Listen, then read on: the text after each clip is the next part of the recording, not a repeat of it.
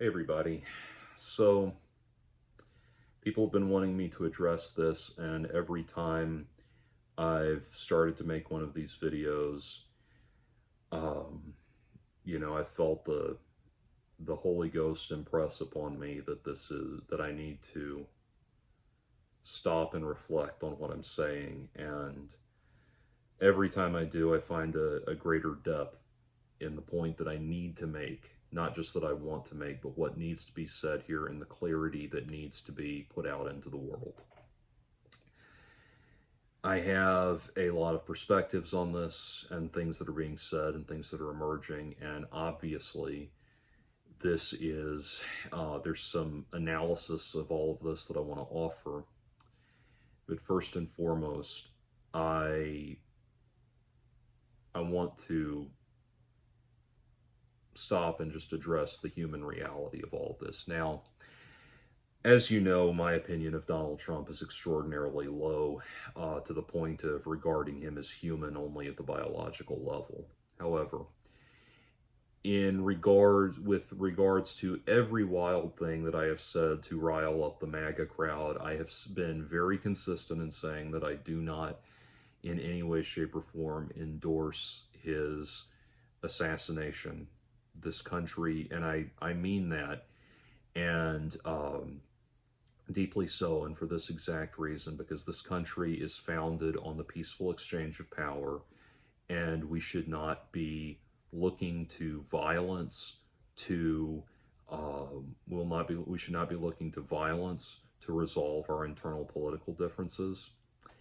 And in championing the peaceful exchange of power as our highest moral good, just as I condemn the January 6th insurrection, I condemn this assassination attempt.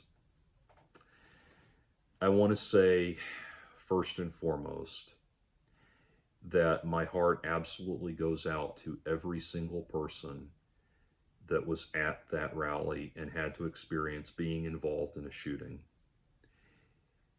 I have been involved, I have been someone who has had to survive that very thing, and you really cannot know how horrific it is and how it affects you until you've been through it.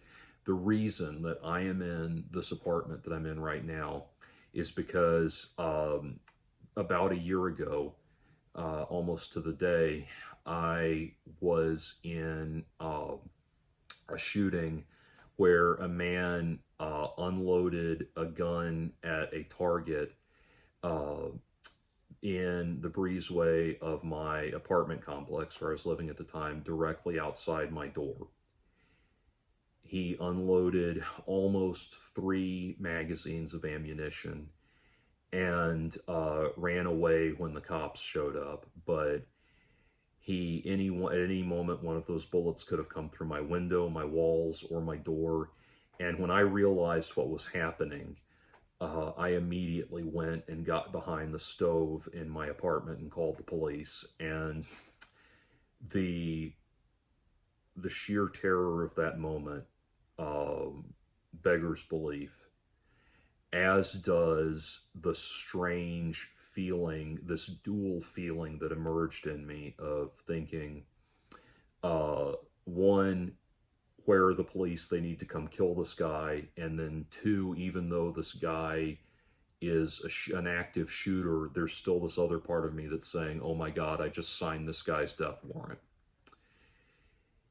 And he ran away when the cops got there.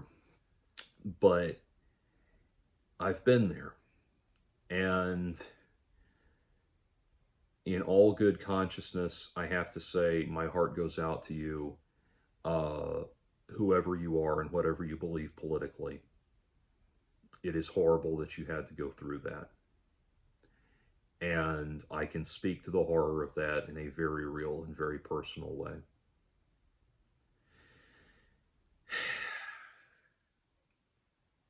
The Holy Spirit speaks to me in this moment and asks me to reflect on a lot of things, because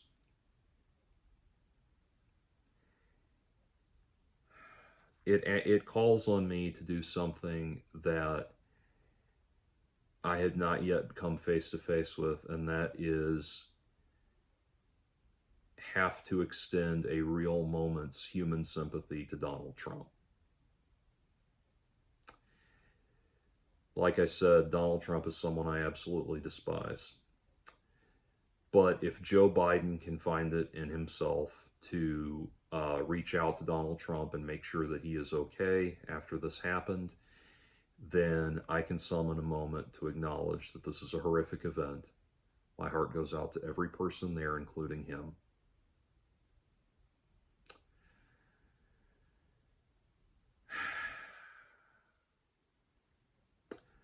That said, there has to be a limit on that. Only with regards to Trump. My sympathy remains with every single one of you beyond that. But there has to be a point. We need to take the opportunity to breathe in and breathe out as one people. But we cannot, at the same time, we cannot allow this to distract us from the person that Donald Trump is, the person that he was before this incident, and the person he will continue to be after this incident.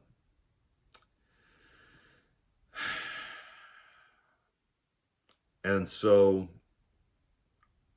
I say that because a lot of people have been very opportunistically, I think, saying that, people ought to tap down and shut down all criticisms of Donald Trump during this time. No.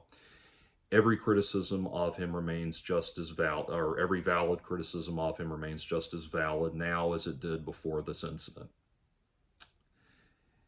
And because I believe that he is an absolutely horrible individual who has absolutely horrible things in store for this country, I also cannot endorse the idea that we ought not to constantly keep the reality of who he is before the public's eyes and have it constantly in their face now until the election, and even after the election, if indeed he is, God forbid, elected. So, facing those two realities, the human reality of what happened, as well as the threat posed by a second Donald Trump presidency, let me offer this resolution and say the way we address both of these matters in our hearts and move forward properly is to raise the quality of the discussion. Let us use this as a moment to acknowledge that we are one people as United States citizens. We are one people, and the way our government is not structured so that these two sides can bitterly vie for power endlessly. It is set up this way so that these two polar opposites can work off of each other and come to a common and agreed upon conclusion.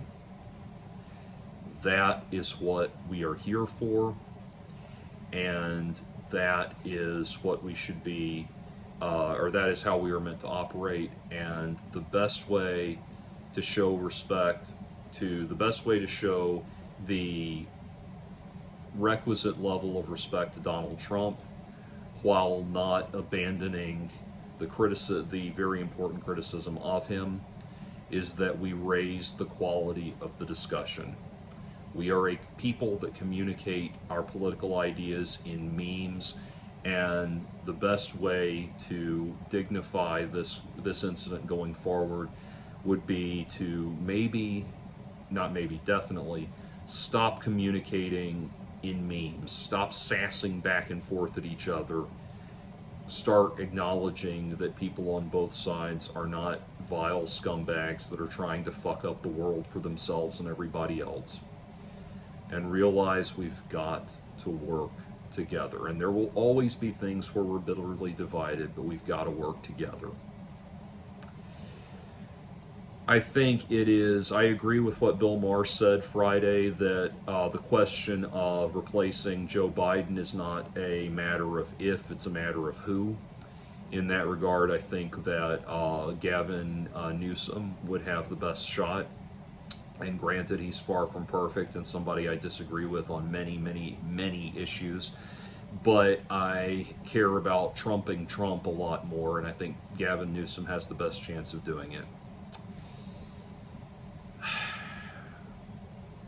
Stepping out of my conciliatory tone for a moment, however, I think that Donald Trump has been handed a trump card with all of this. I mean, if I'm being honest and people want my analysis of this situation, people vote, and this is moving more into my analytical observations about this now. So many people don't vote based on who's the best possible candidate. They vote based on vibe. You know, Bill Clinton playing the saxophone on the Arsenio Hall show had a lot more to do with him becoming president than I think most people realize. Similarly, I can remember the first time I was old enough to vote, I voted for John Kerry, who I was very excited about at the time.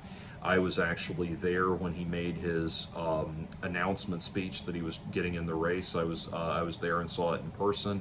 And so I was just all in for him. And at the time, I could have told you, and this has been 20 years, so it's obviously I cannot justify my position to you now because I've forgotten most of it, or my position back then to you now. But at the time, I knew everything about John Kerry. I was all in for him, and I was excited for him, and I knew all of his positions and all of his everything about everything. And I remember talking to a coworker of mine at my summer job. When I was back home from college, talking to a coworker of mine that was significantly older. He was probably around 50, and I explained everything that I thought about John Kerry and why he should be president and all that. And the guy said, "Yeah, but who would you rather have a beer with?" And of course, that was the thing. Everyone was saying they'd rather have a beer with George Bush, and that and I, you know, to this day, it's like, first of all, let's set aside the fact that George W. Bush is a dry drunk, but so you really couldn't have a beer with him. But I don't need to have a beer with my president in order for him to do a good job, or in order for him to do his job. I don't need him to play saxophone on the Arsenio Hall show for him to do his job. These are not the reasons why you should be voting for any politician. And I know this. I know, you know, people tend to roll their eyes when you say Adolf Hitler because it's so overused at this point. But let's not forget that Adolf Hitler was a sex symbol at the time. And that's not to be said lightly. Women were gaga about the man, and all of that. He had vibe, and that's over and over again. People keep voting for politicians based on vibe. That's one of the reasons that Gavin Newsom would be able to stand up to Donald Trump. He's got vibe. For whatever reason, Kamala Harris has just never been popular with people. To me, Kamala's a 5. I don't feel strongly positive or negative about her. I think if she got in as president, it would be, you know, we would cheer for 5 minutes about getting the first woman president, the first black woman, and the first Asian woman, the first Asian president in general. All of that, we could check off those boxes and cheer for 5 minutes like we did when she became the first woman to be vice president, and then it would just putter along boring and uninteresting for 4 years. I would be very happy for her to be a boring, uninteresting, lame duck president. I'm at a point in my life where lame duck presidents are, you know, kind of what I'm rooting for. But anyway, you know, in contrast to the old Chinese curse, may you always live in interesting times. But for some reason, Kamala grates on a lot of people's nerves, so Gavin Newsom is probably the best person to do it, the best man for the job. He's very slick, he's got vibe and all of that, and he could probably go toe-to-toe with Trump in that regard. Also, as James Carville pointed out, if the Democrats would nominate someone younger than Donald Trump, then immediately Donald Trump's biggest complaint, Donald Trump and the Republican Party's biggest complaint about Joe Biden, that he's too old to serve, becomes their problem now. And that's very, very true. I don't totally know why Joe Biden won't step down. I'm not sure, except to say that it may, there's two questions why he won't step down.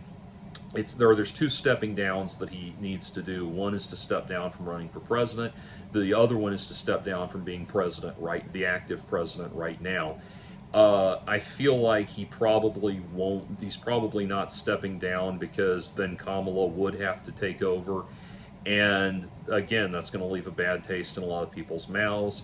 And the thing is, like, at the risk of sounding cynical, at that point, all of the diversity hire stuff that I just mentioned, the first woman, first black woman, first Asian president, and all of that, you could check off all of those boxes just by making her the interim president, and that, make history. There you go. But I know the real significance in that, obviously, is having people be voted into office. It's kind of like, at the risk of being a little stream of consciousness here, it's kind of like, you think about all of the money that men have spent studying pickup artistry and that kind of thing, and they shell out thousands and thousands of dollars on these books and seminars and all that, and after a while you just want to ask them, like, you could get a prostitute for a lot less than that. And why don't they do that? Well, because it's not about the sex, it's about the recognition, it's about the social stature and all of that. And so by the same token, just, making Kamala, I know that sounds very bizarre. This is a very bizarre and weird jump to make, but, there's a portion of 1 foot of my brain that's always standing in the gutter. Anyway, by the same token, Kamala jumping in and being, becoming the first XYZ as president, by default like that, it's not what people are wanting for. They're wanting it to be elected, and here's this big build up to this big social moment, like what happened with, or historical moment like what happened with Barack Obama. But anyway, getting back from one of my weird free associations, getting back to that, I think that's part of what it is. He not only should he step down, should he step down as the nominee, he should step down as president now.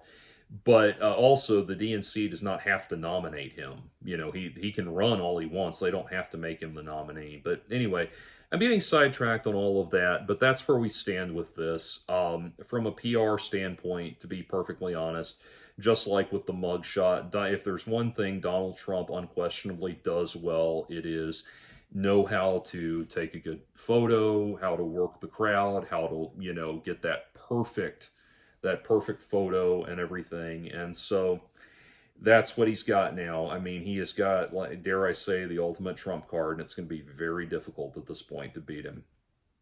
Now, one thing as I'm, as I'm getting towards the end of this, I wanted to speak to a couple of the screwball conspiracy theories that inevitably emerge in all of this. The first thing is, stop with the idea that the Democrats did this, that this was a conspiracy on behalf of Biden or whoever to take out Donald Trump. Because, I mean, just stop and think about it for a minute. Do you really think that if the powers that be in this country wanted to take out a presidential candidate, they would hire some 20-year-old noob that can't shoot worth a shit to try to do it in broad daylight? I mean, that idea is just ridiculous on its face. I mean, there's widespread and reasonable conjecture that Jeffrey Epstein did not kill himself, and assuming that conspiracy theory is true, what would have taken place? They would have put him in jail and staged it to look like a suicide. And by the way, I don't really buy into that idea. I think it's more likely that Jeffrey Epstein paid off a couple of guards to look the other way while he was, hanging himself. But anyway, it's just totally ridiculous to think that the powers that be would try to do something like that in the most asinine, ham-fisted way possible. And I'm sorry to bring up, I'm sorry to start talking about this from such a, you know, vaguely jovial and disdainful context, but it really is a stupid idea on its face. The other thing that needs to be, addressed is, frankly, the people who have been circulating the memes saying that, showing pictures of John Wilkes Booth shooting Abraham Lincoln and saying that this is what Democrats do when they don't get their way. First of all, these reprehensible actions begin and end with the person that tried to shoot Donald Trump. And secondly, quite frankly, I am sorry, but this whole thing about the party of Lincoln needs to stop. The modern GOP, the idea of the Republicans in this country being the right-wing conservative party is a very new, a very recent evolution that occurred within the last 100 years. The party of Lincoln, the party that Abraham Lincoln and his policies, and indeed in the policies of the party that he led, have a lot more in common with the modern Democrats than they do with the modern Republicans. So please just get over that and just stop with that shit. And then the other thing, for every stupid, there is an equal and opposite stupid. And the other thing, I'm sorry, or for every ridiculousness, there's an equal and opposite ridiculousness. The other thing we need to stop with is the idea that this was done as a photo op or as a publicity stunt for Donald Trump. The inside job people always show up, always rear their heads, and frankly, again, while my visceral disdain of Donald Trump makes me emotionally connect with that notion, I also have to pump the brakes and stop and say no. Just like, when Will Smith got up there and smacked Chris Rock at the Oscars, people inevitably rushed out and said, how do we know it wasn't an inside job? How do we know they didn't plan this to improve the ratings of the Oscars? Or, when Evan Rachel Wood accused Marilyn Manson of heinous sexual crimes, and people run out and say, how do we know they didn't plan this to, well, irrespective of the truth or falsehood of her claims, there is absolutely no reason that two major Hollywood A-listers who were already well known to the press and already enjoying career highs needed to do something that ridiculous, to this publicity stunt that ridiculous to bolster their careers. I mean, it's just ridiculous if you just stop and think about it.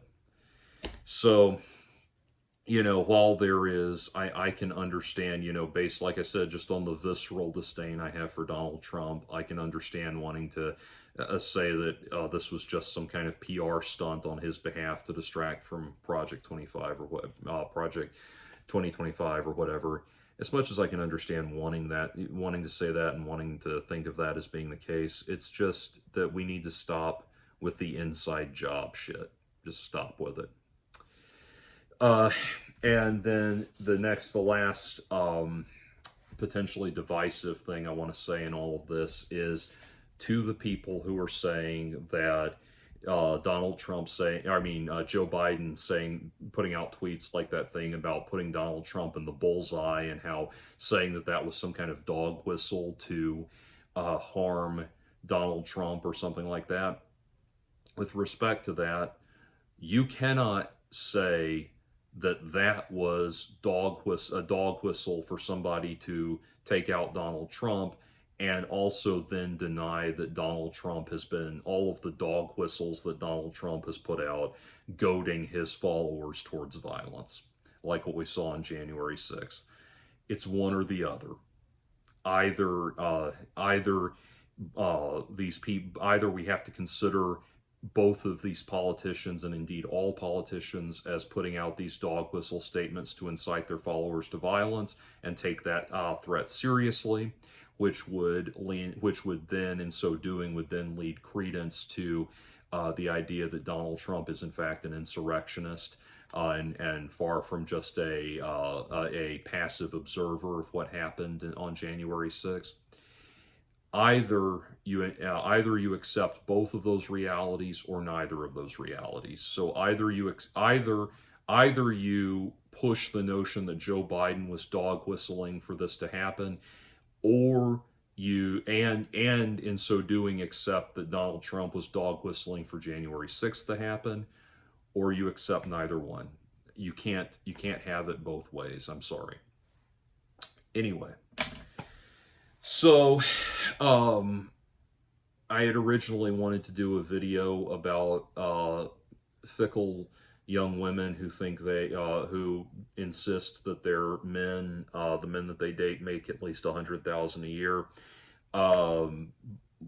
I had originally planned to do that video tonight, and I think I'll do that. You'll get a double header from me tonight, just so I can wash the taste of this whole thing out of my mouth. But bringing back what I said at the beginning of all this, let's as a nation give this the solemnity that it deserves, irrespective of what we think of Trump, positive or negative.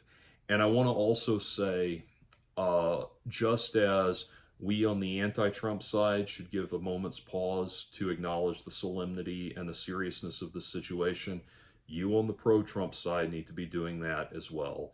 Now, it is equally tasteless to be sharing the photo of him pumping his fist and all of that, and talking about what a badass he is.